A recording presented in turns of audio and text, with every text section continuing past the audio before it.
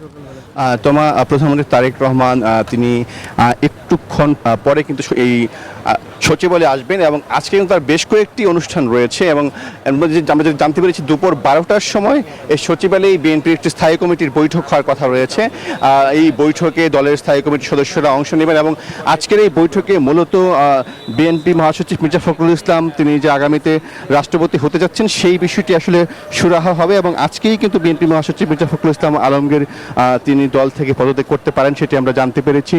এবং এই প্রথম আজকে কিন্তু বিএনপি ক্ষমতা গ্রহণের পর সচিবালয়ে প্রথমবারের মতো দলের স্থায়ী কমিটির বৈঠক অনুষ্ঠিত হবে এবং আমরা দেখেছি যে আজকে সকালে কিন্তু এই প্রধানমন্ত্রীর কার্যালয়ের যে নিচে সেখানে কিন্তু মার্কিন যুক্তরাষ্ট্রের একটি প্রতিনিধি দল তারা এখানে অপেক্ষায় আছেন। বাংলাদেশে নিযুক্ত সাবেক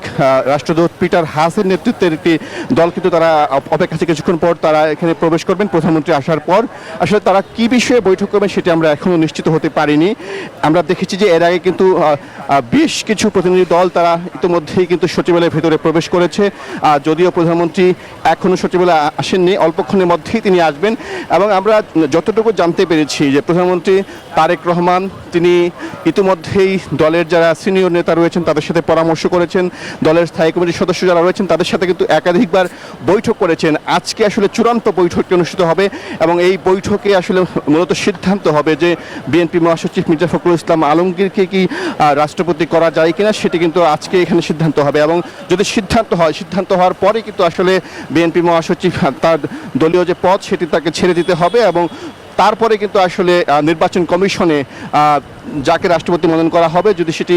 মির্জা ফখরুল ইসলাম আলমগীর হয় তার নাম সংবলিত করে কিন্তু নির্বাচন কমিশনে সেটি পাঠানো হবে এবং তারপরে কিন্তু আসলে মূলত নিশ্চিত হওয়া যাবে বিএনপির পক্ষে কাকে আসলে রাষ্ট্রপতি পদে মনোনয়ন দেওয়া হচ্ছে। এই বিষয়টি নিয়ে কিন্তু আসলে দলের মধ্যেও কিন্তু আলোচনা রয়েছে এবং নানা গুঞ্জন রয়েছে, সেই সব ধরনের গুঞ্জন এবং আলোচনার কিন্তু অবসান হবে আজকে। এবং এই মুহূর্তে যদি আমি একটু আপনার মাধ্যমে ক্যামেরা পার্সনের মধ্যে দেখাই যে আসলে মার্কিন যুক্তরাষ্ট্রের যে প্রতিনিধি দল সেটি কিন্তু তারা কিন্তু প্রধানমন্ত্রী কার্যালয়ের ভিতরে প্রবেশ করছেন এবং সাবেক রাষ্ট্রদূত পিটার হাস রয়েছেন এই দলে এবং মার্কিন যুক্তরাষ্ট্রের বেশ কিছু উচ্চ পদস্থ কর্মকর্তা কিন্তু এখানে রয়েছেন। আসলে তারা কি বিষয়ে আসলে বৈঠকটি করতে এসেছেন আসলে আমরা সেটি আসলে এখনও পর্যন্ত নিশ্চিত নই।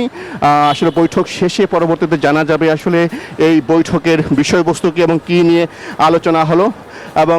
আমরা এর আগে কিন্তু লক্ষ্য করেছি যে সরকারের বেশ কিছু মন্ত্রী কিন্তু ইতিমধ্যেই সচিবালয়ে প্রধানমন্ত্রীর কার্যালয়ে প্রবেশ করেছেন এবং আমরা জানতে পেরেছি যে এই বৈঠকের পর প্রধানমন্ত্রী কার্যালয়ের মুখপাত্র ডক্টর মাহাদি আমিন তিনি সার্বিক বিষয়ে ব্রিফ করবেন এবং আজকের এই যে বৈঠকগুলো হচ্ছে সেই বৈঠকগুলোর বিষয়বস্তু নিয়ে কথা বলবেন। পাশাপাশি বিএনপির যে স্থায়ী কমিটির বৈঠকটি হবে সেই বৈঠকের বিষয়ে আমরা আসলে তার মাধ্যমে পরবর্তীতে সুনির্দিষ্টভাবে জানতে পারবো। এবং এখন কিন্তু প্রধানমন্ত্রী তারেক রহমান তিনি কার্যালয়ে প্রবেশ করছেন, আমরা দেখতে পাচ্ছি যে এই মাত্র কিন্তু তারেক রহমান তিনি কার্যালয়ে ঢুকছেন, তার সামনে যে প্রটোকলের গাড়ি সেটি কিন্তু ঢুকে গেছে ইতিমধ্যে এবং আমরা দেখতে পাচ্ছি যে তারেক রহমানের গাড়িও কিন্তু ইতিমধ্যেই প্রবেশ করেছে এবং তিনি এই কার্যালয়ের উপরে উঠবেন তখনই কিন্তু আসলে মার্কিন যে প্রতিনিধি দল তারা কিন্তু আসলে ভিতরে প্রবেশ করবেন এবং তারপরে দুপুর 12টায় দলের স্থায়ী কমিটির বৈঠকটি অনুষ্ঠিত হবে এবং সেই